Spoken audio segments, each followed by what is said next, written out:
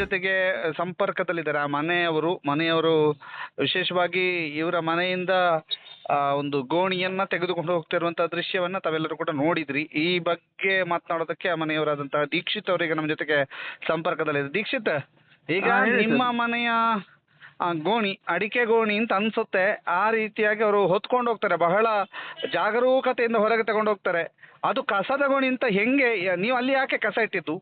ಅಂದ್ರೆ ನಮಗೆ ಬಟ್ಟೆ ಅಂಗಡಿ ಉಂಟು ಸರ್. ಹಾಗೆ ಅಂದ್ರೆ ನಮ್ದು ಬಾಕ್ಸ್ ಎಲ್ಲ ಬರ್ತದೆ, ಅದನ್ನ ನಾವು ರಬ್ಬರಿಗೆ ಹಾಕ್ಲಿಕ್ಕೆ ತಂದಿಡ್ತೇವೆ ಸರ್. ಹಾ ಹಾಗೆ ನಾವು ಅಲ್ಲಿ ಕಾರಲ್ಲಿ ತಂದು ಅಲ್ಲಿ ಇಟ್ಟಿದ್ದೆ. ಹಾಗೆ ಹಾ ಅದು ಮತ್ತೆ ಅವರು ಅಡಿಕೆ ಗೋಣಿ ಅಂತೇಳಿ ತಗೊಂಡು ಹೋಗಿದ್ದಾರೆ ಸರ್. ಅಡಿಕೆ ಗೋಣಿ ಅಂತ ತಗೊಂಡು ಹೋಗಿದ್ದಾರೆ. ಹೌದು, ಈಗ ಹೌದು. ನಿಮ್ಮದೇ ಕಸ ಅಂತ ಹೇಳಿ ಅಂದ್ರೆ ಹೊರಗಡೆ ಇದು ನೀವು ಅವರಿಗೆ ತಗೊಂಡು ಹೋದ ಕೂಡಲೇ ನಿಮಗೆ ಗೊತ್ತಾಗಿದೆ ಅಥವಾ ಅವರು ಒಳಗೆ ಬಂದದ್ದು? ಇಲ್ಲ ಸರ್, ನಾವು ವಾರಕ್ಕೊಮ್ಮೆ CC ಕ್ಯಾಮರಾ ಚೆಕ್ ಮಾಡ್ತೇವೆ ಹಾ ಮನೆಯಲ್ಲಿ.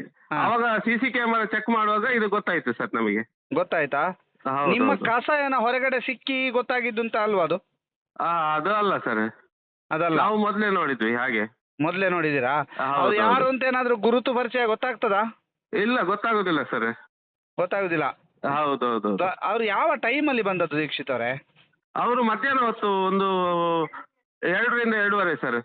2ರಿಂದ 2:30. ಹೌದೌದು. ಯಾರು ಇರುದಿಲ್ವಾ ಮನೆಯಲ್ಲಿ? ಇರ್ತಾರೆ, ಒಳಗಿದ್ರು ಮನೆಯಲ್ಲಿ. ಅಷ್ಟೊತ್ತಿಗೆ ಒಳಗಿದ್ರು. ಹಾಗೆ ಅಮ್ಮ ಮತ್ತೆ ಹೆಂಡತಿ ಇದ್ರು. ಹೆಂಡತಿದ್ರು ಎಲ್ಲ ಒಳಗಿದ್ರಾ? ಹಾ, ಒಳಗಿದ್ರು ಸರ್. ಗೊತ್ತೇ ಆಗ್ಲಿಲ್ಲ. ಗೊತ್ತೇ ಆಗ್ಲಿಲ್ಲ.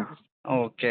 ಈಗ ಅವರು ತೆಗೆದುಕೊಂಡು ಹೋದ್ದು. ಆದ್ರೆ ಒಂದು ನಿಮ್ಮ ಮನೆಯಲ್ಲಿ CCTV ಇತ್ತು, ಆದ್ರಿಂದ ಗೊತ್ತಾಯ್ತು. ಹೌದು, ಹೌದು ಏನ್ ಸರ್, ಹೇಳ್ತೀರಿ ಅಡಿಕೆ ಬೆಳೆಗಾರರಿಗೆ ಮತ್ತು ಹೀಗೆ ವಿಶಾಲವಾದಂತಹ ಮನೆಯಲ್ಲಿ ಅಡಿಕೆ ಗೋಣಿಯಲ್ಲಿ ತುಂಬಿಸಿಟ್ಟವರಿಗೆ? ಹೌದು, ಸ್ವಲ್ಪ ಜಾಗ್ರತೆ ಆಗಿರ್ಬೇಕು ಸರ್. ಈಗ ಅಡಿಕೆ ರೇಟ್ ಎಲ್ಲ ಸ್ವಲ್ಪ ಜಾಸ್ತಿ ಇರ್ತದೆ ಕೆಲವೊಮ್ಮೆ. ಅದಕ್ಕೆ ನಾವು ಸ್ವಲ್ಪ ಜಾಗ್ರತೆ ಆಗಿರ್ಬೇಕು. ರೋಡ್ ಸೈಡ್ ಎಲ್ಲ ಮನೆ ಇರುವವರು ಹಾ. ಸ್ವಲ್ಪ ನೋಡ್ತಾ ಇರ್ಬೇಕು ಅಡಿಕೆನ. ಹೌದಲ್ಲ? ಸುಮ್ಮನೆ ರೋಡ್ ಸೈಡ್ ಇದು ಅಡಿಕೆ ಹಾಕಿಟ್ಟು ನಾವು ಒಳಗಿದ್ರೆ ಕಷ್ಟ ಸ್ವಲ್ಪ. ಹೌದು. ಈಗ ನೀವು ಏನಾದ್ರು ಇದಕ್ಕೆ ಪೊಲೀಸರನ್ನ ಸಂಪರ್ಕಿಸಿದ್ರಾ? ಹೌದು, ನಾನು ಪೊಲೀಸ್ ಹತ್ರ ಹೋಗಿ ಮಾತಾಡಿ ಬಂದೆ. ಅವರಿಗೆ ವಿಡಿಯೋ ತೋರಿಸಿದೆ. ಅವ್ರು ಬರ್ತೇನೆ ಅಂತ ಹೇಳಿದ್ರು. ಒಮ್ಮೆ ಮನೆ ಹತ್ರ ಬಂದು ನೋಡಿ ಹೋಗ್ತೇನೆ ಅಂತ ಹೇಳಿದ್ರು ಸರ್.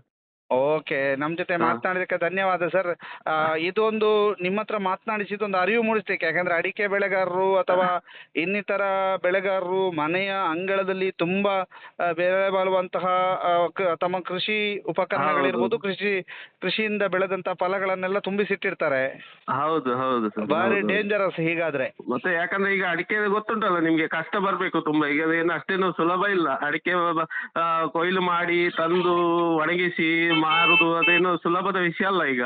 ಅಲ್ಲ ಹೌದು, ಸರ್? ಹೌದು, ಹೌದು. ಮತ್ತೆ ಲಾಸ್ಟಿಗೆ ಅಷ್ಟು ಮಾಡಿ ಯಾರಾದ್ರೂ ಬೇರೆಯವರು ತಗೊಂಡೋದ್ರೆ ನಮಗೆ ಬೇಜಾರಾಗ್ತದೆ. ಹೌದು. ಹೌದು, ಕೃಷಿಕರಿಗೆ ಅದೇ ಒಂದು ಇದಲ್ಲ ಅನ್ನ. ಖಂಡಿತ ಖಂಡಿತ ಸರ್, ಖಂಡಿತ. ಹೌದೌದು. ನೀವು ನನ್ನ ಜೊತೆ ಮಾತನಾಡಿದಕ್ಕೆ ಧನ್ಯವಾದ. ಮತ್ತು ಹಾ.